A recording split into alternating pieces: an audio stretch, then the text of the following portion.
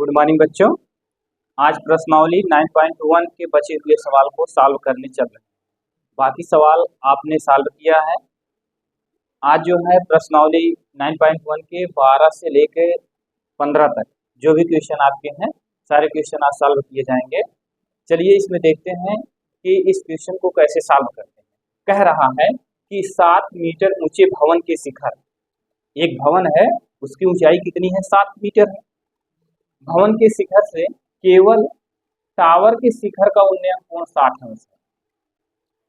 भवन है, भवन के बगल एक टावर है और भवन के शिखर और टावर के शिखर के बीच का कोण जो बन रहा है कितना बन रहा है? 60 अंश का बन रहा है। 60 अंश है और इस पाद का अनुमान कोण 45 अंश है। पाद का मतलब ये हुआ भवन का शिखर और मीनार के पाद का, भवन का शिखर मीनार का पाद का जो कोण बन रहा है 45 अंश बन रहा है। टावर की ऊंचाई ज्ञात करिए।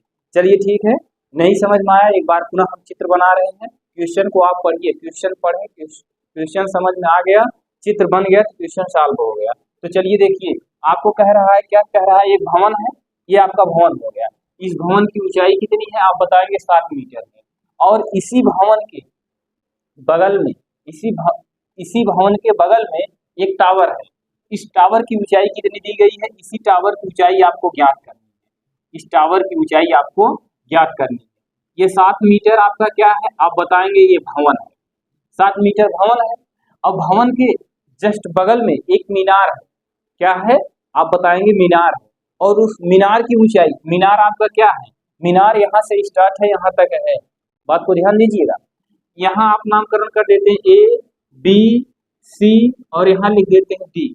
फिर कह रहा है क्वेश्चन में भवन का शिखर और मीनार का शिखर।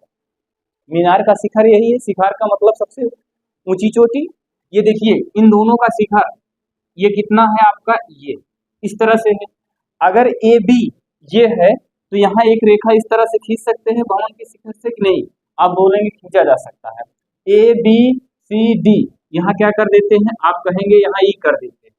यहाँ तक तो बातें क्लियर हो गई होंगी। अब यहाँ से देखिए ये आपका क्या है? आप बताएंगे ये टावर है। क्या है आपका? ये टावर। क्या है? ये टावर है। ये टावर हो गया। अब ये बताइए अगर ए डी 7 मीटर है तो क्या बी सी बी ई भी 7 मीटर होगा? आप बोलेंगे हाँ 7 मीटर ये भी होगा। अगर इधर की लंबाई 7 है तो इधर की भी लंबाई आपकी 7 होगी। और आपसे पूछ क्या रहा है? टावर की ऊंचाई। टावर की ऊंचाई का मतलब यहाँ से B से लेकर C तक की ऊंचाई पूछ रहा है। तो हमको एक ऊंचाई पता है। कितनी ऊंचाई पता है? B और E की ऊंचाई पता है। B और E की ऊंचाई कितनी देगी आपको? 7। कैसे 7 हुआ? जब यहाँ से A और D भवन की ऊंचाई 7 मीटर है तो यहाँ तक ये भी 7 मीटर होगा। यहाँ तक बात क्लियर हो गई। अब इसके बाद इसकी ऊंचाई पूछ रहा है। अगर आपको इसकी ऊंचाई पता हो गई तो इसकी ऊंचाई प्लस इसकी ऊंचाई जोड़ दीजिए, पूरे टावर की ऊंचाई आपको पता चल जाएगी। यहाँ तक बात क्लियर हुई कि नहीं? अब आगे चलिए, आगे क्या करेंगे? यहाँ देखिए, अब क्वेश्चन में कह रहा था भवन का शिखर और मीनार का शिखर का बीच का कोण कितना दे रहा है? आपका बताएंगे उन्नयन कोण कितना दे रहा है? 60 अंश। यहाँ कितना आप लिखेंगे? 60 अंश। फिर उसके बाद कह रहा है भवन का शिखर और मीनार का पाद। मीनार का पाद ये नीचे का कोण कितना दे रहा है? आप बताएंगे ये कोण आपको दे रहा है कितना? आप बताएंगे 45 अंश दे रहा है। यहाँ कितना लिखेंगे? ये 45 अंश लिखेंगे और यहाँ ये भी 45 अंश होगा। यहाँ तक बात क्लियर हो गई होगी। अब आगे चलिए, यहाँ आप पहले लिखिएगा। क्या लिखेंगे? लिखेंगे ए डी बराबर क्या लिखेंगे? बीई। बीई इक्वल टू कितना लिखेंगे? 7 मीटर लिखेंगे। यहाँ तक बात क्लियर हो गई। अब इसके बाद पुनः लिखेंगे। क्या लिखेंगे? बात को गौर से सुनिएगा। आप इतनी दूरी x मान सकते हैं, नहीं तो ax ना मान के आप ab ही लिखिए, कोई दिक्कत नहीं है। जो ab की लंबाई आएगी वही आपकी क्या आएगी? de की लंबाई आएगी। यहाँ क्या लिखेंगे? ab इक्वल टू क्या लिखेंगे? de लिखेंगे। de लिखेंगे। अब तो ना तो इसकी लंबाई पता ना इसकी लंबाई पता है, एक की लंबाई हमको ज्ञात करनी होगी। चाहे आप DE की लंबाई ज्ञात करिए, चाहे आप AB की लंबाई ज्ञात करिए, चाहे जिसकी लंबाई आप ज्ञात कर लीजिए। तो चलिए हम यहाँ आप एक त्रिभुज देखते हैं। त्रिभुज क्या देखेंगे, आप बताइए। ये एक त्रिभुज बन रहा है ए बी डी, एक त्रिभुज का निर्माण हो रहा है। आप बोलेंगे हाँ एक त्रिभुज का निर्माण हो रहा है, तो यहाँ लिखेंगे हम क्या लिखेंगे, त्रिभुज ए बी डी में, ए बी डी में यहाँ आप बताइए थीटा बराबर कितना है। आप बताएंगे थीटा बराबर आपको कितना दिया गया है, 45 अंश।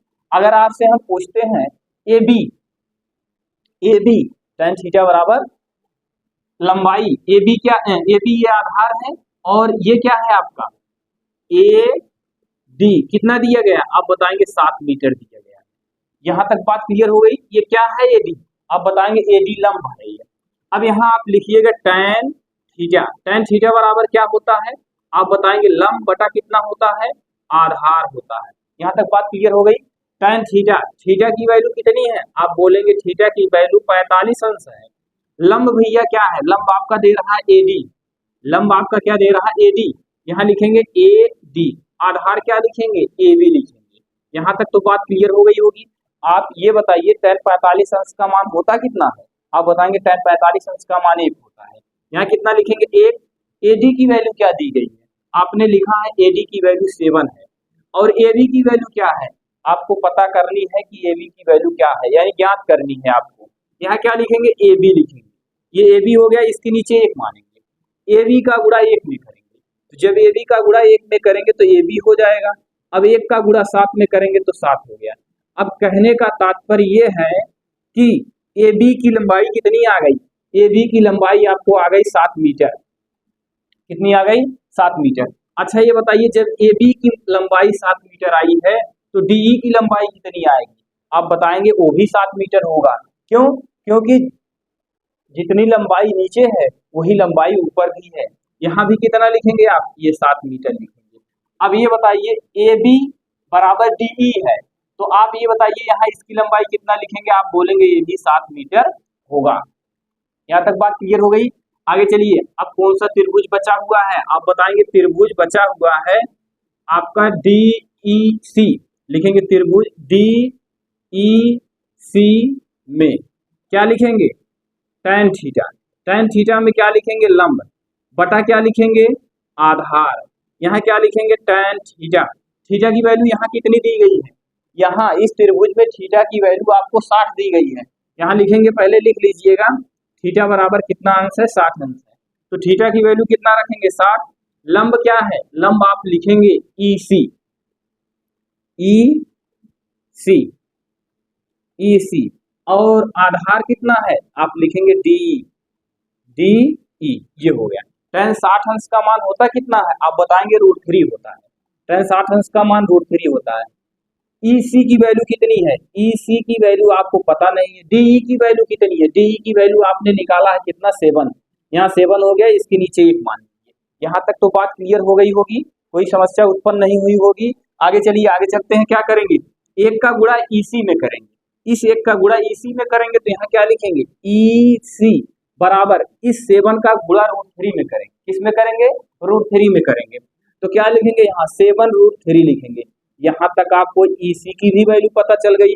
अब बताइए ईसी की वैल्यू कितनी आई, ईसी की वैल्यू आप बताएंगे 7√3 हो गया। अब पूरा मीनार क्या है, आप जानते हैं पूरा मीनार कितना है, आप लिख दीजिएगा यहाँ बी सी, आपका क्या है मीनार नहीं है, सॉरी इसको टावर बोला है, टावर है, क्वेश्चन में लिखा है tower. B C, B C कितना, बी सी ये आपका क्या है एक टावर है, टावर है, और बीसी की लंबाई आपको ज्ञात करनी है, तो ये आपका बीसी क्या है एक टावर है। तो यहाँ ये बताइए, आप ऐसे लिख सकते हैं बीसी बराबर, बीसी को बताइए कितने पार्ट में लिखा गया है, आप बताएंगे 2 पार्ट में लिखा गया। तो वो 2 पार्ट कौन से हैं, एक देखिए बीई लिखा गया है और उसके बाद ईसी लिखा गया है, इसमें 2 पार्ट जुड़े हैं कि नहीं जुड़े हैं, आप बताएंगे जुड़े हुए हैं। तो यहाँ बी सी, ये बीसी पूरी लंबाई आपको ज्ञात करनी है, तो बीसी बराबर आप क्या लिखेंगे, बीसी बराबर आप लिखेंगे बीई प्लस क्या लिखेंगे ईसी, क्या लिखेंगे ईसी। यहाँ लिखेंगे बीसी बराबर बीई की वैल्यू कितनी दी गई, आपने कहीं बीई की वैल्यू निकाला होगा, बीई की वैल्यू कहीं सॉल्व किए होंगे, तो चलिए देखिए ढूंढते हैं कहीं बीई की वैल्यू सॉल्व किए हैं। ये देखिए ये किसकी वैल्यू है, आप बताएंगे ईसी की है, और उसके बाद बीई की वैल्यू कितनी है, आपने देखा बीई की वैल्यू यहाँ से आपके क्वेश्चन में ही 7 दिया गया है, तो बीई की वैल्यू कितना लिखेंगे, बीई की वैल्यू यहाँ 7 लिखेंगे, प्लस और क्या लिखेंगे, और आप इसके बाद अब लिखेंगे क्या, ईसी, ईसी की वैल्यू कितनी है, 7√3 है। पहले ये बताइए यहाँ तक बात क्लियर हुई कि नहीं, पहले बात को सुनेंगे। ये बी सी आपकी क्या है, एक टावर है, इस टावर में देखिए दो पार्ट है, दो पार्ट का मतलब एक बी है, बीई है, और उसके बाद ईसी, यही तो है। अब बीई की वैल्यू आपके बुक में ये भवन था, जितना भवन की ऊंचाई थी उतना इसकी ऊंचाई हुई, तो आपने क्या लिखा, बीई की वैल्यू कितना लिखा 7, और ईसी की वैल्यू आपने, ईसी की वैल्यू आपने कितना ज्ञात किया, 7√3 ज्ञात किया, कितना ज्ञात किया 7√3। अब यहाँ से देखिए आप लिखेंगे बी सी, दोनों में उभयनिष्ठ क्या है, आप बताएंगे दोनों में उभयनिष्ठ 7 है, 7 को हम क्या करेंगे, कॉमन करेंगे, 1 प्लस रूट में कितना लिखेंगे 3, यहाँ तक तो बात क्लियर हो गई होगी। आगे चलिए, आगे चलते हैं, यहाँ लिखेंगे 7 1 प्लस √3 का मान आप जानते हैं 1.732 होता है, कितना होता है 1.732, ये हो गया। यहाँ 7 को ऐसे लिखेंगे, अब एक में 1.73 जोड़ेंगे, जब एक में 1.73 जोड़ेंगे तो आपका हो जाएगा 2.732, यही होगा। अब इसका गुणा आप इसमें डायरेक्ट कर दीजिए, 7 का गुणा इसमें कर दीजिए, जब 7 का गुणा इसमें करेंगे तो 7 दूना 14 हासिल 1, और 7 त्रिक कितना होगा, आप बताएंगे 7 त्रिक 21 होगा, 21 में एक जोड़ेंगे कितना हो जाएगा 22 होगा, हासिल कितना हुई 2, 7 सते 49 हो गया, 49 में 2 जोड़ेंगे कितना हो जाएगा 51 हो जाएगा, 51 का 1 हासिल कितना 5, इसके बाद फिर क्या करेंगे 7 दूना 14, 14 और हासिल कितनी है 5 है, 14 5 कितना हो गया, आप बताएंगे 19 हो गया। अब आपको दशमलव कितने स्थान पे लगाना है, गिन लीजिए, 1 2 3, 1 2 3, 3 स्थान पे लगाना है, तो 1 2 3, यहाँ कितना आ गया आपका, ये आपका आ गया 19.14 मीटर, यानी इस पूरे टावर की ऊंचाई आपको कितनी पता हो गई, आप बताएंगे 19.124 मीटर, ये किसकी ऊंचाई आ गई, ये पूरी टावर की ऊंचाई आ गई। एक बार क्वेश्चन को पुनः सुनेंगे, क्वेश्चन में कह रहा है एक भवन है, ये आपका भवन है, कह रहा है भवन, और भवन के जस्ट बगल एक मीनार है, ये सॉरी टावर है, ये टावर हो गया बीसी, क्या है टावर है। फिर कह रहा है भवन का शिखर टावर का शिखर के बीच का कोण 60 अंश है, तो हमने देखिए यहाँ एक ये मकान बनाया, और मकान इधर इधर मकान था, और इधर क्या था, इधर आपका जो है टावर था। अब टावर और मकान के शिखर, ये देखिए मकान जो था इस तरह से मकान था, मकान पे छत था, ये देखिए ये इसका क्या हुआ, ये इसका बेस है, तो जो बेस है वही उसका ऊपरी वाला पार्ट होगा, तो ये आपका जितनी लंबाई ये थी उतनी लंबाई ये हुई। अब ये टावर था, टावर और भवन के शिखर का कोण 60 अंश था। फिर इसके बाद क्वेश्चन में कहा कि भवन का शिखर और टावर का पाद का कोण कितना है 45 अंश है, तो टावर की ऊंचाई ज्ञात करिए, तो यही चीजें दिया गया था, टावर की ऊंचाई आपको बीसी ज्ञात करनी थी। हमने इसको एक एक स्टेप धीरे धीरे इसलिए बताया कि जिसको आपको दोबारा रिपीट ना करना पड़े। अब आप इसको समझिएगा, कहीं भी कोई समस्या होगी तो उसको कमेंट करते चलिएगा। इसको आप एक बार नहीं समझ में आया होगा, वीडियो पुनः रिपीट करके देखिएगा। चलिए अगले क्वेश्चन में चलते हैं। अगला क्वेश्चन आपसे क्या कह रहा है, अगले क्वेश्चन में आपसे बात कर रहा है कि दिया गया है आपका, कितना दिया है, यहां देखिए क्वेश्चन नंबर 13 कह रहा समुद्र तल से 75 मीटर ऊंची लाइट हाउस के शिखर से देखने पर 2 समुद्री जहाजों के अनुमान कोण 30 अंश 45 अंश है। यदि यदि लाइट हाउस के एक ही ओर एक जहाज के दूसरे जहाज के ठीक पीछे हो तो 2 जहाजों के बीच की दूरी ज्ञात करें। यहाँ कुछ समझ में आया, पहले आप बात को गौर से सुनेंगे। समुद्र है ये, और समुद्र के जस्ट बगल एक लाइट हाउस है, यही तो लिखा गया है। लाइट हाउस, ऊंची लाइट हाउस है। तो चलिए ठीक है, ये आपका एक समुद्र हो गया, मान लेते हैं ये आपका समुद्र है ये, और इसी के बगल एक लाइट हाउस लगा, ये आपका क्या है, लाइट हाउस। ये आपका क्या है, लाइट हाउस। क्या है, लाइट हाउस, ये हो गया। अब इसके बाद कह रहा है कि लाइट हाउस का जो शिखर है और जो समुद्र है, गौर से क्वेश्चन को पढ़ेंगे। लाइट हाउस की ऊंचाई कितनी है, लाइट हाउस की ऊंचाई कितनी दी गई है, 75 मीटर। 75 मीटर हमने कर दिया। और कह रहा लाइट हाउस से देखने पर, अब यही इसके शिखर से देखने पर, इसके शिखर से नीचे अवनमन कोण की बात कर रहा है। हमने आपको चैप्टर पढ़ाने से पहले आपको बताया था अवनमन कोण उन्नयन कोण कैसे बनता है। तो चलिए ठीक है, यहाँ भी थोड़ा सा भी समझ लेंगे आप। यहाँ से ये व्यक्ति देखता है, कहाँ देखता है, समुद्र में, यानी तल में, नीचे, यहाँ जमीन पर देखता है। यहाँ लाइट हाउस के शिखर से यहाँ के बीच इस तरह से, ये आप इस तरह से खींचेंगे, ये आपका हो गया। ये आपका कितना अंश का कोण बन रहा है, आप बताएंगे। ये हमारा बन रहा है, अवनमन कोण कितना बन रहा है, 30 अंश। यहाँ कितना लिखेंगे, 30 अंश। और इसके बाद अवनमन कोण हमेशा आपको हमने बताया है इस तरह से यहाँ बनेगा, ये बन गया।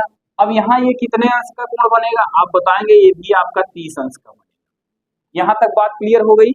अब इसके बाद फिर कह रहा और 45 अंश यदि लाइट हाउस के एक ही ओर के एक जहाज दूसरे जहाज के ठीक पीछे हो तो दोनों जहाजों के बीच की दूरी ज्ञात करिए। यही तो आपसे कह रहा है। अब ये बताइए आप इसको कैसे सॉल्व करेंगे, जरा आप दिमाग लगाइएगा। इसमें आपसे कह रहा है दोनों के बीच की दूरी। अब देखिए एक आपका कितना बना, 30, और अगला देखिए यहाँ से आप क्या करेंगे, यहाँ से आप इस तरह से आएंगे, यहाँ कितना बनेगा आपका बताएंगे, 45 अंश। ये कितना अंश का कोण होगा, आप बताएंगे, ये पूरा 45 अंश का होगा। यहाँ तक तो बात क्लियर हो गई। अब आपको क्या करना है, ये देखिए यहाँ ये पूरा 30 अंश का था, और ये यहाँ से यहाँ तक पूरा कितना है, आप बताएंगे, ये आपका 45 अंश का जी। अब देखिए नामकरण कर दीजिए, यहाँ लिखेंगे ए बी सी डी। पूछ क्या रहा है, पूछ रहा है आपके इन दोनों जहाजों के बीच की दूरी। अब पुनः बात को सुनेंगे। ये समुद्र तल है, समुद्र तल के जस्ट बगल एक लाइट हाउस लगा है।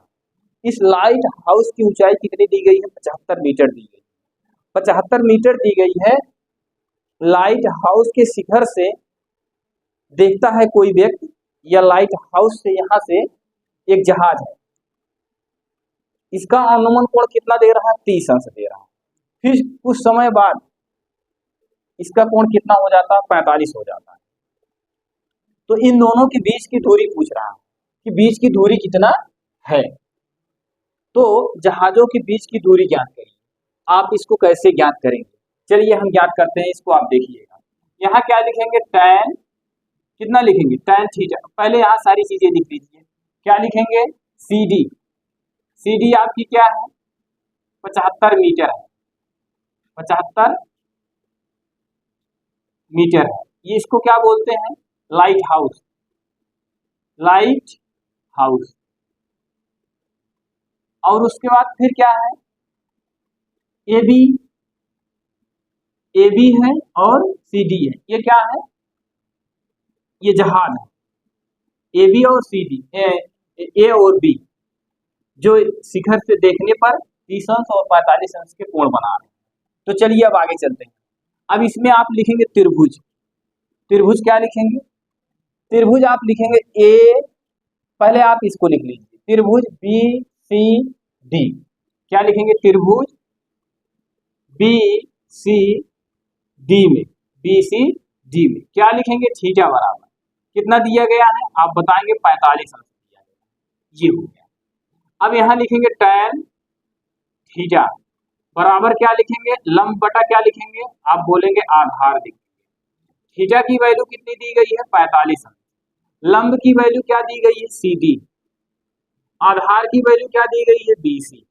यहां तक तो बात क्लियर हो गई।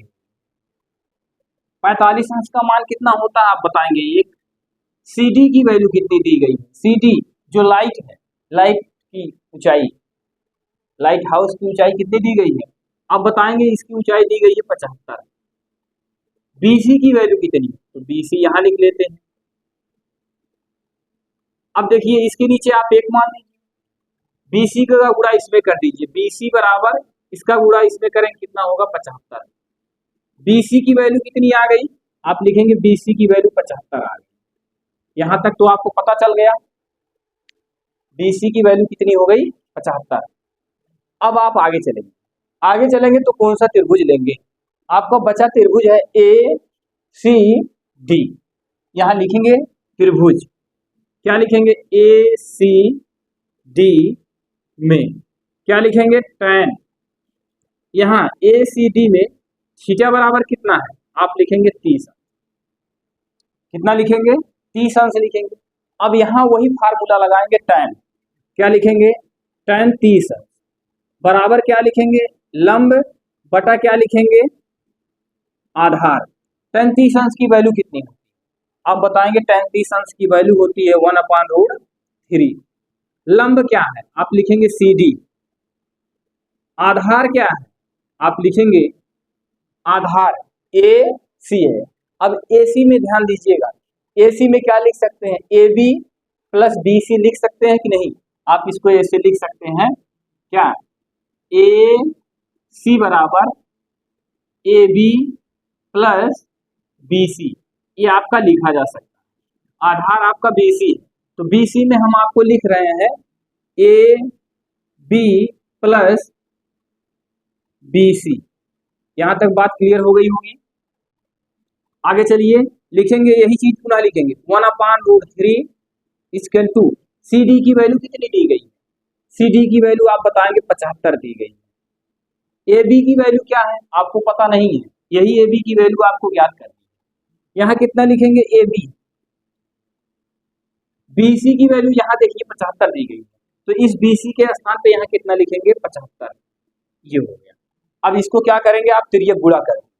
जब तिर्यक गुणा करेंगे, जब तिर्यक गुणा करेंगे तो आपका होगा क्या, इसका गुणा AB का गुणा 1 में करेंगे, फिर 75 में करेंगे। तो चलिए दिख रहा है कि नहीं, यहाँ लिखेंगे AB प्लस 1 का गुणा AB में कर रहे हैं, वो AB हो गया, फिर 1 का गुणा 75 में करेंगे तो 75 हो जाएगा, यहाँ 75 हो गया। इक्वल टू इसका गुणा इसमें करेंगे 75 रूट कितना लिखेंगे, 3। यहाँ तक बात क्लियर हुई कि नहीं, आप बताएंगे। यहाँ तक बात क्लियर हो गई। अब आगे चलिए, यहाँ आपको दिया क्या है, आपको यहाँ दिया है AB और यहाँ इधर कितना दिया गया है, AB प्लस 75 इक्वल टू 75√3, यही तो दिया गया है। अब आप इसको सॉल्व करें, तो सॉल्व करेंगे क्या होगा, चलिए इसी को हम यहाँ लिखते हैं। यहाँ इसको लिखेंगे AB बराबर, ये 75√3 दिया गया, यहाँ लिखेंगे 75√3 माइनस इस 75 को इसके पास लेके जाएंगे, तो यहाँ कितना लिखेंगे, -75। ये -75 हो गया। इसके बाद फिर क्या लिखेंगे, यहाँ आप लिखेंगे AB 75, यहाँ 75, यहाँ दोनों स्थान पे 75 है, तो हम ऐसा करते हैं 75 को कॉमन कर लेते हैं, तो यहाँ कितना लिखेंगे, √3 - 1। ये आपकी AB की वैल्यू आ गई, कितनी आ गई, AB की वैल्यू आपको कितना आ गई, 75 रूट में कितना आ गया, ये आपको इतना प्राप्त हो गया। आप इसको और सॉल्व करना चाहते हैं तो √3 का मान रख दीजिए। चलिए ये तो आपका हो गया, अगर √3 का मान रखेंगे तब भी ठीक है, नहीं रखेंगे आप यहीं पे छोड़ देंगे तब भी सही है। दोनों जहाजों के बीच की दूरी पूछ रहा था, तो AB के बीच की दूरी कितनी हो गई, 75 रूट में 3 - 1, यही आपका आंसर हो गया। पुनः सुनिएगा, एक बार क्वेश्चन को पढ़िएगा और इसको जैसे जैसे हमने सॉल्व किया है आप उसको देखते जाइएगा, आपको सारी चीजें समझ में आ जाएंगी। तो चलिए ठीक है, आगे चलते हैं। आगे अगला क्वेश्चन आपसे क्या है, आपका 14 क्वेश्चन क्या कह रहा है, क्वेश्चन नंबर 14।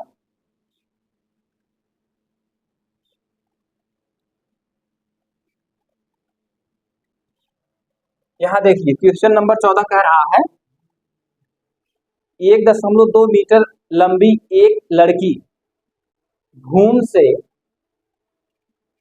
88.2 मीटर की ऊंचाई पर एक क्षैतिज रेखा में हवा में उड़ रहे गुब्बारे को देखती है। किसी भी क्षण लड़की की आंखों से गुब्बारे का उन्नयन कोण 60 अंश है। कुछ समय बाद उन्नयन कोण घटकर 30 हो जाता है। तो इस अंतराल के दौरान गुब्बारे द्वारा तय की गई दूरी ज्ञात करिए। कैसे ज्ञात करें? ये चित्र इस सवाल का चित्र आपके बुक में दिया गया है। तो चलिए ठीक है, हम यहाँ आपको बता रहे हैं क्या है। आप जानते हैं एक लड़की है जिसकी ऊंचाई कितनी दी गई है, आप बताएंगे 1.2 मीटर। लड़की की ऊंचाई कितनी दी गई है, आप बताएंगे 1.2 मीटर। चलिए, ये लड़की की ऊंचाई कितनी दी गई है, 1.2। अब जरा यहाँ बताइए, अगर 1.2 इस रेखा की लंबाई है तो क्या इसकी भी लंबाई 1.2 होगी? आप बोलेंगे हाँ होगी। तो यहाँ हम क्या लिखेंगे, इसको ए करते हैं, इसको बी करते हैं, इसको सी करते हैं, इसको डी करते हैं। कोई दिक्कत? आप बोलेंगे यहाँ कोई समस्या नहीं। अब देखिए, लड़की की लंबाई हो गई और जो गुब्बारा उड़ रहा है, जो गुब्बारा उड़ रहा है ऊपर, उसकी ऊंचाई कितनी दी गई है? उसकी ऊंचाई दे रही है भूमि से 88.2 मीटर। कितना दे रहा है? आप बताएंगे 88.2 मीटर दे रहा है। अब देखिए, जब 88.2 मीटर है, 88.2 मीटर है, तो कितने अंश का कोण बन रहा है? आप बताएंगे 60 अंश का कोण बन रहा है। तो चलिए, हम 60 अंश का कोण बनाते हैं। आपको कैसे 60 अंश का कोण बनेगा, जरा आप एक बार बताइएगा। 60 अंश का कोण आप इस तरह से बनाएंगे। ये देखिए, ये हो गया। आप इसको जरा सीधा खींचिएगा। अब देखिए, ये लड़की की ऊंचाई है और ये पूरा, ये कितना दिया गया है इसकी ऊंचाई? आप बताएंगे इसकी ऊंचाई आपको दी गई है कितनी? रेखा आप जरा सीधा खींचिएगा। यहाँ आप रेखा कैसे खींचेंगे? रेखा आप इस तरह से खींचेंगे। ये इसकी ऊंचाई कितनी दी गई है? आप लिखेंगे 88.2। अब ये 88.2 कहाँ से कहाँ तक है? पहले चित्र बनाना सीखिए, उसके बाद फिर, वैसे तो चित्र आपके बुक में दिया गया है लेकिन मैं आपको बता रहा हूँ। यहाँ देखिए, ये 88.2 है। ये 88.2 कहाँ से है? बी से लेके ई तक है, बी से लेके ई तक है। अब इसके बाद फिर क्या कह रहा है, यही इसकी और इसकी लंबाई दोनों की सेम है। अगर इसकी 88.2 है तो इसकी भी आप लिखेंगे 88.2। ऊंचाई दोनों की सेम है। गुब्बारा जो उड़ रहा है, ये दोनों का ऊंचाई कितनी दी गई है आपको सेम है। कितना लिखेंगे? 2। ये देखिए, अब ये लड़की जो खड़ी है यहाँ, लड़की की ऊंचाई 1.2 मीटर दी गई है। लड़की की ऊंचाई जो दी गई है, उसके आंख और गुब्बारे, जो गुब्बारा दिया गया है, यहाँ आपका एक गुब्बारा है, इसकी ऊंचाई आप इस तरह से, यहाँ जो कोण बन रहा है, यहाँ आप इसका कोण कितना लिखेंगे? आप इसका कोण लिखेंगे यहाँ 60 अंश। ये 60 अंश हो गया। और इसके बाद थोड़ी देर के बाद गुब्बारा जो है उड़ते हुए कहाँ पहुंच जाता है? ये गुब्बारा पहुंच जाता है ई पे। तो यहाँ इसके द्वारा बनाया गया कोण कितना होता है? 30 अंश का होता है। ये हो गया। आप बताएंगे यहाँ तक हमको बातें क्लियर हो गई। ये क्या हो गया? यह, और यहाँ क्या लिख देते हैं? जी। कोई दिक्कत यहाँ तक इस त्रिभुज में नहीं होनी चाहिए, सॉरी चित्र में नहीं होनी चाहिए। ये क्या है? आपका गुब्बारा है। क्या है? गुब्बारा। और ये क्या है? ये भी आपका गुब्बारा है, गुब्बारा है। ये पुनः बात को गौर से सुनेंगे। एक लड़की है जिसकी ऊंचाई 1.2 मीटर है और वह जो है ये गुब्बारा उड़ा रही है, और वह जो गुब्बारा उड़ा रही है जमीन से, यानी तल से 88.2 मीटर की ऊंचाई पर उड़ा रही है। एक बार वह उड़ाती है तो जो है उसका 60 अंश का कोण बनता है। 60 अंश का कोण ये बना। उसके बाद हमने फिर क्या कहा क्वेश्चन में, कुछ समय बाद गुब्बारा और लड़की के आंख से उसका उन्नयन कोण कितना बनता है? 30 अंश बनता है। तो कह रहा है क्या पूछ रहा है क्वेश्चन में? तो पूछ रहा है अंतराल के दौरान गुब्बारे द्वारा तय की गई दूरी, यानी गुब्बारे द्वारा तय की गई दूरी पूछ रहा है। दूरी कहाँ से कहाँ तय कर रही है? एक बार यहाँ से यहाँ, फिर यहाँ से यहाँ, यही तो तय कर रही है दूरी। अब यहाँ बात को गौर से सुनिए, आप इस रेखा को मिटा भी सकते हैं, कोई दिक्कत नहीं है, लेकिन हाँ इतना जानते रहिएगा, ए बी की जितनी लंबाई है उतना यहाँ ये पूरी लंबाई। अब ये बताइए, अगर आपसे हम पूछते हैं कि इसकी लंबाई पूछ लें, आपसे पूछते हैं सी ई की लंबाई क्या होगा, सी ई की लंबाई, तो क्या आप बताएंगे? 88.2 बताएंगे? आप बताएंगे नहीं, 88.2 नहीं है। 88 जो दिया गया है वो बी से ई तक की दूरी की दिया गया है। तो यहां से अगर आपसे पूछता है बीसी की लंबाई बताइए, सी बी की, तो यहां लिखेंगे सी ई बराबर क्या लिखेंगे? सी ई बराबर लिखेंगे आप, इसको आप ऐसे लिखिए, क्या लिखेंगे? बी ई, बी ई बराबर क्या लिखेंगे? लिखेंगे बी सी प्लस सी। यहां तक बात क्लियर हुई? अब ये बताइए बीई की दूरी कितनी दी गई? बीई आपको दिया गया है पूरी लंबाई, पूरी लंबाई कितना दिया गया है? आप बताएंगे पूरी लंबाई आपको दिया गया 88.2, यहाँ कितना लिखेंगे? 88 दशमलव कितना लिखेंगे? 2। बीई की मान कितना दिया गया है? बीई सॉरी बीसी का मान कितना दिया गया है? अब बीसी का मान आप ये बताएंगे, एडी बराबर क्या लिखेंगे? बीसी, क्या लिखेंगे? यहां लिख लीजिएगा, हमने शुरुआत में ही बता दिया, ए डी बराबर क्या लिखेंगे? बीसी। एडी की दूरी यानी लड़की की ऊंचाई कितना दिया गया है? 1.2, तो यहाँ लिखेंगे बीसी। बीसी का मान भी वही 1.2 आएगा, तो यहाँ बीसी का मान कितना लिखेंगे? बीसी का मान लिखेंगे 1.2 प्लस लिखेंगे सीई, ये हो गया। यहाँ क्या लिखेंगे? 88, यहाँ दशमलव है 0.2, इसको इधर लाएंगे माइनस 1.2 होगा, इक्वल टू क्या लिखेंगे? सीई। पुनः सुनिएगा, बीई, ये बीई पूरी ऊंचाई दे रहा है, पूरी ऊंचाई। अब आपको अज्ञात क्या करना है?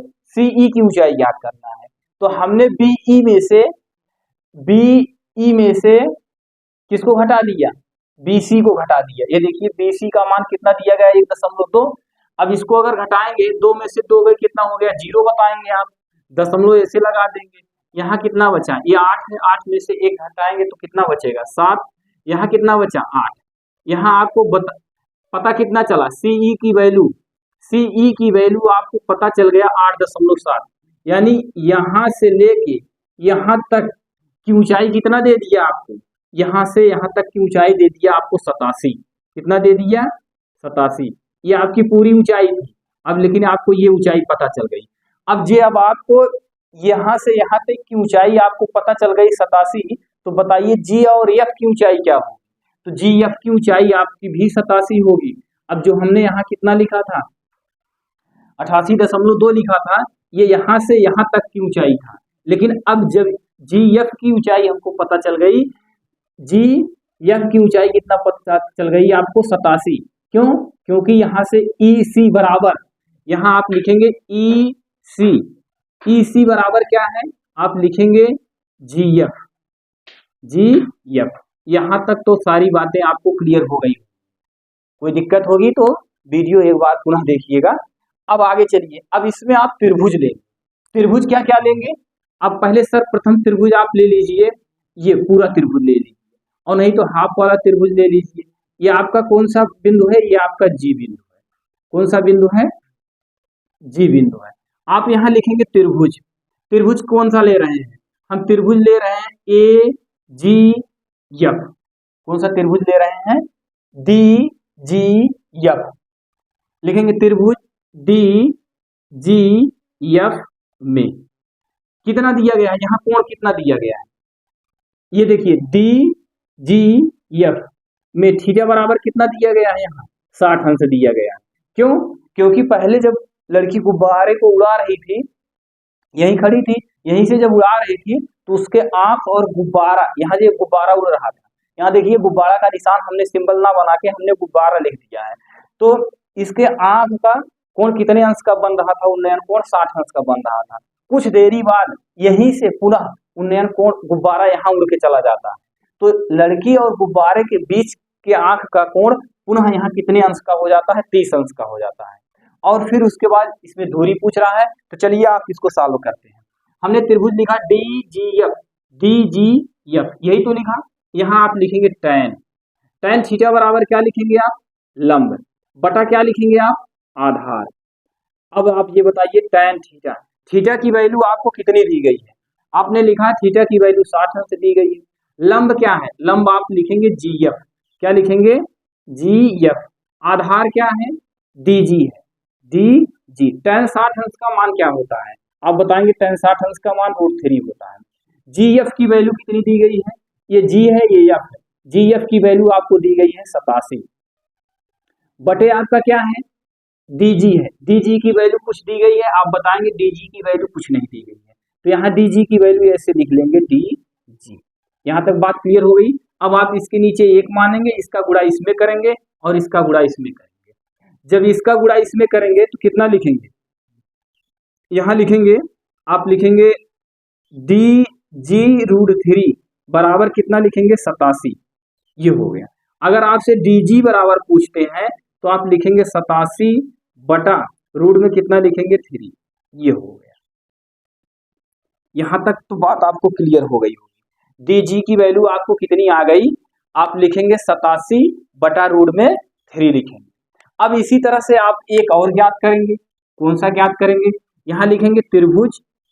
अब आपने कौन सा लिया था, DGF लिया था, अब आपको लेना है DCE।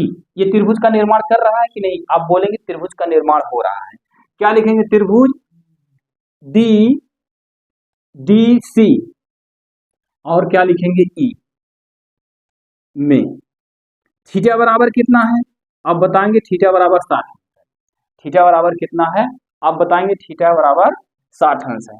अब यहां से अगर हम पूछते हैं tan थीटा बराबर क्या होगा, आप बताएंगे लंब बटा कितना बताएंगे आधार। दिख रहा है कि नहीं, tan थीटा बराबर आप बताएंगे लंब बटा आधार। यहां तक तो बात क्लियर है। यहाँ ये tan थीटा है, तो यहाँ आप लिखेंगे tan थीटा की वैल्यू कितने दी गई है, आपने पहले लिख दिया। यहाँ थीटा की वैल्यू ये आप DCE में चल रहे हैं, DCE में जब चल रहे हैं तो यहाँ थीटा कितना बन रहा है, आप बताएंगे यहाँ थीटा आपका जो बन रहा है थीटा बराबर 30 अंश बन रहा है। कितना बन रहा है, 30 अंश बन रहा है। तो थीटा की वैल्यू यहाँ कितना रखेंगे 30। अब ये बताइए लंब क्या है, लंब आप लिखेंगे CE, क्या लिखेंगे CE। आधार क्या है, आधार DC है। अब ये बताइए DC आधार है, ये बात को सुनेंगे, आधार कितना है आपका DC। चलिए एक बार मैं पुनः लिख रहा हूं DC। अगर आपसे हम पूछते हैं DC में कितने पार्ट हैं तो आप कितना पार्ट बताएंगे, DG बताएंगे और GC बताएंगे, यही तो लिखेंगे DG प्लस कितना लिखेंगे GC, यही तो आप लिखेंगे, कुछ और लिखेंगे। जहां DC लिखना है, DC ये आधार है, DC आपके 2 पार्ट में है, 2 पार्ट का मतलब DG भी है इसमें और GC भी है। तो आधार के स्थान पे लंब बटा आधार होता है, तो आधार के स्थान पे आप लिखेंगे DG प्लस क्या लिखेंगे GC लिखेंगे। यहां तक कोई दिक्कत तो नहीं होनी चाहिए। अब आगे चलिए, अब आप बताइए किसकी वैल्यू दी गई है, किसी की वैल्यू आपको पता है क्या, DG की वैल्यू पता है, DG की वैल्यू हमको पता है। क्या GC की वैल्यू पता है, आप बताएंगे हमको GC की वैल्यू नहीं पता है। तो चलिए ठीक है, tan 30 अंश का मान होता कितना है, आप बताएंगे tan 30 अंश का मान 1/√3 होता है। CE की वैल्यू कितनी है, तो CE ये आपकी ऊंचाई है जो गुब्बारा उड़ रहा है, CE की ऊंचाई कितनी है आपकी 87 है, या 88.2 मत लिखिएगा, क्यों नहीं लिखेंगे, क्योंकि ये लड़की थी, यहाँ ये आपकी एक लड़की थी, लड़की की ऊंचाई 1.2 दिया गया था, लेकिन लड़की की ऊंचाई के आंख से उन्नयन कोण बन रहा है, इसीलिए ये 88.2 में से 1.2 घटा दिया गया। अब आगे चलिए, यहां से C और E की ऊंचाई कितनी दी गई है, आप बताएंगे 87 बटे यहाँ क्या लिखेंगे DG प्लस क्या लिखेंगे GC, यहाँ तक बात क्लियर हो गई हो। अब आगे चलेंगे, आप आगे क्या करेंगे, इसका गुणा इसमें कर दीजिए, इसका गुणा इसमें कर दीजिए। एक का गुणा डीजी में करेंगे, क्या लिखेंगे, डीजी, प्लस एक का गुणा इसमें करेंगे, जीसी लिखेंगे, इक्वल टू इसका गुणा इसमें करेंगे, कितना लिखेंगे, 87√3 लिखेंगे। ये यहां तक तो बात आपको क्लियर हो गई। अब आपको आगे सॉल्व करना है। आगे जब सॉल्व करेंगे, यहां क्या लिखेंगे, जीसी, जीसी, डीजी की वैल्यू आपको पता है ना, आप बताएंगे हाँ डीजी की वैल्यू हमको पता है, डीजी की वैल्यू हमको है 87/√3, यही पता है। तो ये इसको चाहे समीकरण 1 बना दीजिए आप। यहां लिखेंगे, क्वेश्चन थोड़ा बड़ा हो जा रहा है, यहां लिखेंगे समीकरण 1 से डी जी का मान, इसको समीकरण 2 बना दे रहे हैं। डी जी का मान समीकरण 2 में रखने पर पुनः सुनिएगा, समीकरण 1 से डीजी, डीजी ये है, का मान समीकरण 2 में रखने पर, समीकरण 2 आपका ये, तो यहां कितना लिखेंगे आप, डीजी का मान कितना लिखेंगे, आप लिखेंगे 87 बटा कितना लिखेंगे, √3, प्लस लगा के क्या लिखेंगे, जीसी, इक्वल टू कितना लिखेंगे, 87√3, ये हो गया। यहां क्या लिखेंगे आप, लिखेंगे जीसी बराबर 87√3 माइनस, इसको इधर लेके जाएंगे, इधर प्लस में है, इधर जाएगा माइनस में हो जाएगा, यहां लेके आएंगे, इसको लिखेंगे 87 बटा कितना लिखेंगे, √3, ये हो गया। यहां लिखेंगे जीसी, क्या लिखेंगे, जीसी, दोनों में उभयनिष्ठ क्या है, आप बताएंगे दोनों में उभयनिष्ठ 87 है, 87 को कॉमन करेंगे, √3 माइनस 1 अपान कितना लिखेंगे, √3, ये हो गया। दिख रहा है कि नहीं, जीसी बराबर आपने लिखा, जीसी बराबर 87 कोष्टक में √3 माइनस 1 अपान √3, ये आपको लिखा गया है। यहां लिखा गया माइनस 1 अपान √3, देखिए ये 87 यहाँ है, 87 यहाँ कॉमन कर दिया गया, √3 यहाँ बचा, माइनस इसके स्थान पे 1 बचा, बटे √3 हो गया। अब आप इसको सॉल्व कर डालिए, इसको जो सॉल्व करेंगे जो आएगा सो ही आपका उत्तर हो जाएगा। चलिए यहाँ थोड़ा सा सॉल्व करते हैं, हो सकता है इतने में आ ही जाए। यहाँ कितना लिखेंगे, जीसी, जीसी है, यहाँ 87 को इससे बाहर रहने दीजिए, इस √3 का गुणा इसमें करें, तो √3 का गुणा इसमें करेंगे यहाँ, तो कितना हो जाएगा आप बताएंगे, 3 हो जाएगा, माइनस इसका गुणा इसमें करेंगे, कितना हो जाएगा आप बताएंगे, 1 हो जाएगा। यहाँ तक बात क्लियर हो गई।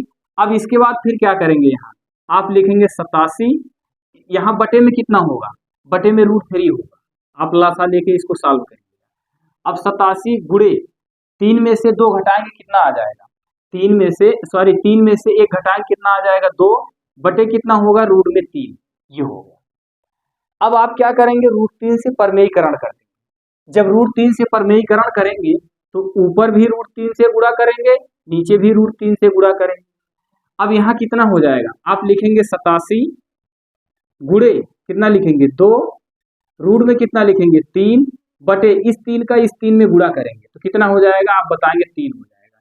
इसको कैंसिल कर दीजिए तो कितना आ जाएगा, 2 तिहाई 6 होगा, सॉरी 2 का पहाड़ा 3 का पहाड़ा पढ़िए जिससे 6 के दाना, तो आप पढ़ेंगे 2 तिहाई 6 होगा, कितना लिखेंगे यहाँ 2 लिखेंगे, और ये बना कितना 27, तो कितना हो गया 29 गुणे 2√3। अब आप इसका अगर गुणा करेंगे, आप इसका गुणा करेंगे तो आपको हमें उम्मीद है पता है, न दूना कितना होगा 18, 2 दूना 4 1 5, 56 रूट कितना हो जाएगा 3। यही आपका आंसर हो गया। स्थान न होने के कारण मैंने इस तरह से लिखा, अगर कहीं भी कोई समस्या हो तो उसको बताइएगा। ये 1.2 अंतर लिख देते हैं। अब देखिए इसको आप सॉल्व करेंगे, सॉल्व कैसे करेंगे, 87 को बाहर कर लिया, √3 का गुणा √3 में करेंगे तो यहाँ देखिए आपका 3 बन गया, और फिर इस 1 का गुणा 1 में करेंगे 1 होगा, इस 1 का इस 3 में गुणा करेंगे तो बटे क्या होगा, रूट में 3 होगा। तो 87 को यहाँ ऐसे लिखा गया, 3 में से 1 घटाया गया तो 2 आ गया, बटे कितना लिखा गया, √3। उसके बाद हमने क्या किया, हमने परमेयीकरण कर दिया। √3 से ऊपर नीचे हमने क्या किया, गुणा कर दिया। जब √3 से ऊपर नीचे गुणा किया तो यहाँ 87 हो गया, ये 2 यहाँ ऐसे बचा और √3 यहाँ ऐसे लिखा गया। इसके बाद √3 गुणे √3 जब करेंगे तो आपको कितना प्राप्त होगा, आप बताएंगे हमको 3 प्राप्त होगा। 3 से हमने क्या किया, 87 में भाग कर दिया तो 29 गुणे 2 √3 आ गया। 29 गुणे 2 करेंगे तो 58 हो जाएगा, √3 ऐसे लिखा गया। ये आपका आंसर यहाँ आपका कंप्लीट हो गया। यहाँ ये हो गया आपको सारी चीजें आपको हो गई। एक बार इस वीडियो को पुनः देखेंगे तो आपको सारी चीजें समझ में आएगी। स्थान ना होने के कारण इस तरह से हमको लिखना हुआ। तो चलिए ठीक है, अगला क्वेश्चन देखते हैं। अगले क्वेश्चन में आपसे क्या कह रहा है, अगला क्वेश्चन आपसे कह रहा है, चलिए इसको मिटा दे रहे हैं।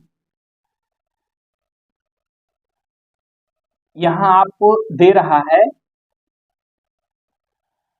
15वां क्वेश्चन। 15वें क्वेश्चन में आपसे दे रहा है कि कह रहा है एक सीधा राजमार्ग, क्वेश्चन को देखेंगे, एक सीधा राजमार्ग एक मीनार के पाद तक जाता है।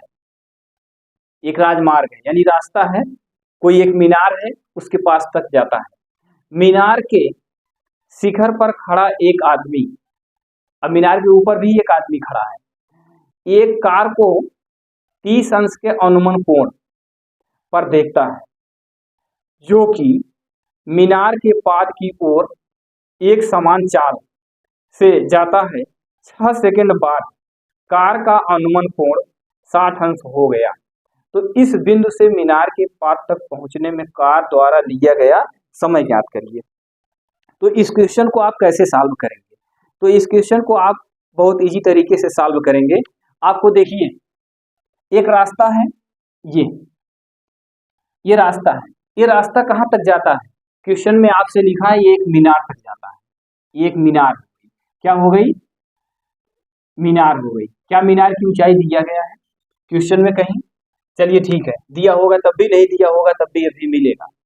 अब इस मीनार पे एक आदमी बैठा है, एक आदमी खड़ा है, और वो आदमी जब खड़ा है तो क्या कह रहा है, अनुमान कोण यहां से, यहीं से वो आदमी देखता है। कहाँ देखता है, यहाँ पाद पे देखता है। आदमी कहाँ देखता है, नीचे, यहाँ देख रहा है। यहाँ देख रहा है तो कितने अंश का कोण बना रहा है, सीधा राजमार्ग, ये देखिए सीधा राजमार्ग ये हो गया, मीनार ये आपकी ये हो गई, ये देखिए एक सीधा राजमार्ग एक मीनार, सीधा राजमार्ग ये हो गया, मीनार आपकी ये हो गई, मीनार के पाद, ये मीनार का पाद है, मीनार के पाद तक जाता है, यानी ये रास्ता जो है मीनार के पाद तक यहाँ तक आता है। मीनार के शिखर पर खड़ा एक आदमी, यानी शिखर पर खड़ा एक आदमी, यहाँ एक शिखर है, ये मीनार है, मीनार के शिखर पर एक आदमी है। आदमी एक कार को देखता है, यहीं से एक कार को यहाँ देखता है, जिसका अनुमान कोण कितना दे रहा है, आप बताएंगे 30 अंश दे रहा है। अब इसके बाद फिर हम क्या करेंगे, इसको हम यहाँ से इस तरह से डैश डैश कर देंगे ऐसे। ये आप जानते हैं अनुमान कोण कहाँ बनता है, आपको पता है अनुमान कोण यहाँ ऊपर बनता है, ये यहाँ इसका कितना हो गया, यहाँ 30 अंश का कोण हो गया। अब इसके बाद आपसे पुनः कह रहा है, क्या कह रहा है, अनुमान कोण 30 अंश पर देखता है जो कि मीनार के पाद की ओर एक समान चाल से। अब यहीं से 30 अंश का जब कार का रास्ता है, ये कार है आपका, पुनः बात को सुनेंगे, ये आपका क्या है, कार है। ये कार जो है आपको यहाँ से ये पाद की तरफ आता है, कहाँ आता है आप बताएंगे, ये आता है यहाँ पाद, ये इसकी तरफ आता है। ये आपको जो दिया गया है, ये आपका दिया गया है मीनार, जब मीनार की तरफ आता है यहाँ इस तरह से, जब इस तरह से आता है तो यहाँ इसका कोण कितने अंश का हो जाता है, आप बताएंगे इसका कोण आपका हो जाता है, यहाँ क्वेश्चन में देखेंगे अनुमान कोण कितना हो जाता है, आप बताएंगे यहाँ 60 अंश का हो जाता है। कितना होता है आप बताएंगे 60 अंश का होता है। यहाँ कितना हो गया आपका 60 अंश हो गया। यहाँ तक बात क्लियर हो गई। अब इसके बाद आपको क्या करना है, कुछ नहीं करना है, ध्यान दीजिएगा। अब इसके बाद आपसे पूछ रहा है 60 अंश हो गया, तो इस बिंदु से मीनार के पाद तक पहुंचने द्वारा लिया गया समय पूछ रहा है। अब देखिए जब कार यहाँ थी और जब यहाँ गई तो इसको जाने में कितना समय लगा, आप बताएंगे 6 सेकंड का समय लगा। कितना समय लगा आप बताएंगे 6 सेकेंड का। यहाँ 6 लिख दीजिए, ये 6 सेकेंड हो गया। अब सेकेंड हो गया, ये ए हो गया, ये बी हो गया, ये सी हो गया, और यहाँ क्या लिखेंगे डी। अब इसके बाद आप पुनः देखिएगा यहाँ इसका कोण कितना बना, ये पूरा कोण यहाँ तक ये आपका बना कितना 60। बात को सुनेंगे आप, सारी चीजें हमने लिख दिया, पुनः सुनेंगे।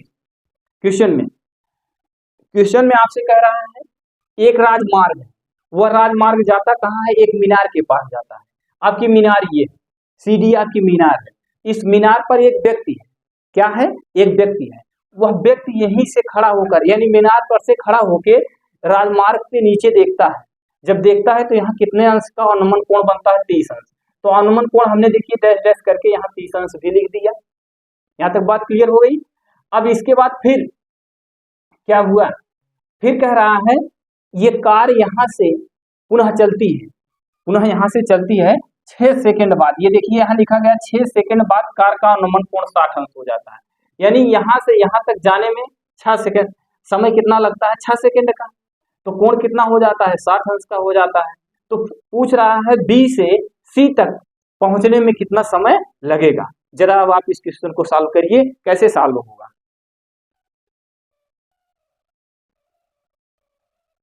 चलिए आगे सॉल्व करते हैं। कैसे सॉल्व करेंगे, सारी चीजें आज हमने आपको यहाँ लिख दिया, बता दिया। सॉल्व करने का वही पूर्ववत तरीका है, जैसे सारे क्वेश्चन को आपने सॉल्व किया है वैसे ही सॉल्व करेंगे। यहाँ देखिए आप लिखेंगे क्या, सी डी। सी डी क्या है आपका, सी डी आपका है मीनार, क्या है, मीनार है। अब यहाँ आप लिखिएगा त्रिभुज। चलिए यहाँ लिख लीजिए ए बी बराबर कितना दिया गया है, 6 सेकेंड, यही तो दिया है। यहाँ लिखेंगे त्रिभुज, त्रिभुज क्या लिखेंगे, ए बी, कौन सा त्रिभुज लें। चलिए पहले हम बड़ा वाला छोटा वाला त्रिभुज ले लेते हैं, बी सी डी ले लेते हैं।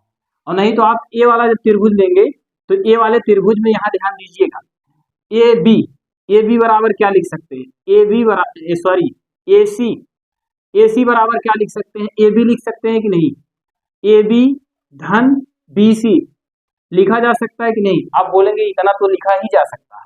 अब इसके बाद आपको क्या करना है, लेंगे यहाँ त्रिभुज, क्या लिखेंगे, त्रिभुज ए सी डी, ए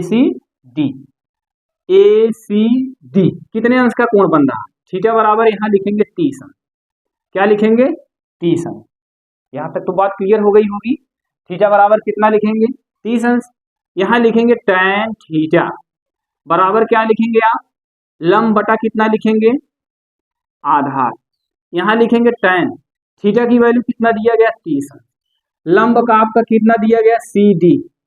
आधार कितना दिया गया है, AC। बात क्लियर है कि नहीं, ये आपका आधार है, क्या है, AC आपका आधार है। तो यहाँ tan 30 अंश का मान होता कितना है, tan 30 अंश का मान 1/√3 होता है।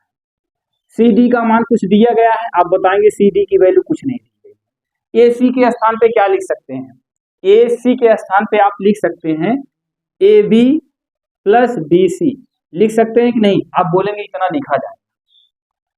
अब क्या करेंगे, अब आप इसका गुणा इसमें कर देंगे, इसका गुणा इसमें कर देंगे। तो चलिए ठीक है, यहाँ इसका गुणा इसमें करेंगे तो रूट में कितना लिखेंगे, रूट में 3CD इक्वल टू, इसका गुणा इसमें करेंगे AB प्लस BC, ये हो। अब इसके बाद यहाँ क्या लिखेंगे, रूट में 3CD बराबर AB क्या दिया गया, AB की कितना दूरी दी गई है, आप बताएंगे 6। BC क्या है, BC आपको पता ही नहीं। यहां तक तो बात समझ में आ गई होगी। अब इसके बाद पुनः क्या करेंगे, चलिए इसको यहीं छोड़ देते हैं, छोड़ दीजिए, नहीं तो आप इसको इधर ले आके कर दीजिए, कोई दिक्कत नहीं है। यहाँ आप अगला त्रिभुज लिखेंगे, कौन सा त्रिभुज, हमने ACD लिया था, अब त्रिभुज हम लेंगे BCD में, BCD में यहाँ लिखेंगे थीटा बराबर कितना लिखेंगे, 60 है। थीटा बराबर कितना लिखेंगे, आप बताएंगे 60। यहाँ कितना लिखेंगे, tan थीटा बराबर क्या लिखेंगे, लंब बटा क्या लिखेंगे, आधार। यहाँ लिखेंगे tan थीटा की वैल्यू कितना दिया गया है, आप लिखेंगे 60। लंब कितना है, CD है, आधार कितना है, BC है। ये यहां तक तो बात आपको क्लियर हो गई होगी। tan 60 अंश का मान कितना होता है, आप बताएंगे tan 60 अंश का मान √3 होता है। CD की वैल्यू कुछ दी गई है, आप बताएंगे नहीं दी गई। BC की वैल्यू कुछ है, कुछ नहीं है। अब आप इसके नीचे 1 मान लीजिए, इसका गुणा इसमें कर दीजिए। जब इसका गुणा इसमें करेंगे तो यहाँ लिखेंगे CD इक्वल टू, इसका गुणा इसमें लिखेंगे, कितना लिखेंगे, √3BC। इसको आप समीकरण कितना बना देंगे, सेकंड। कोई दिक्कत है यहाँ तक, आप बोलेंगे यहाँ तक कोई दिक्कत नहीं। और इसको आप कितना बना देंगे, समीकरण फर्स्ट बना दीजिए, कोई दिक्कत। ये देखिए हमने जब त्रिभुज लिया ACD लिया तो यहाँ कितने अंश का कोण बन रहा था, 60 अंश का कोण बन रहा था। 6 सेकंड बाद कोण कितने अंश का हो गया, 60 अंश का हो गया। B से C तक की दूरी पूछ रहा है, B से C तक कितना सेकंड लेगा, कितना समय लेगा पहुंचने में। तो आपने देखिए इसको सॉल्व किया, यहाँ आपने कितना लिखा, √3CD लिखा, और यहाँ कितना लिखा, AB ये 6 सेकंड में A से B तक पहुंचने में 6 सेकंड का लेता था समय, इसीलिए AB के स्थान पे 6 लिखा गया। ये BC है, BC ये दूरी आपको ज्ञात करनी है। यहाँ तक बात क्लियर हो गई होगी। अब आगे आइए, यहाँ आप करेंगे क्या, लिखेंगे समीकरण 2 से CD का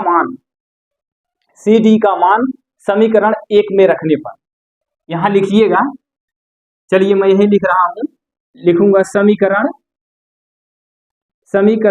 2 से CD का मान समीकरण किसमें, 1 में रखने पर। 1 क्या है आपका, यही तो है समीकरण 1। अब चलिए यहाँ कितना लिखेंगे, √3 लिखेंगे।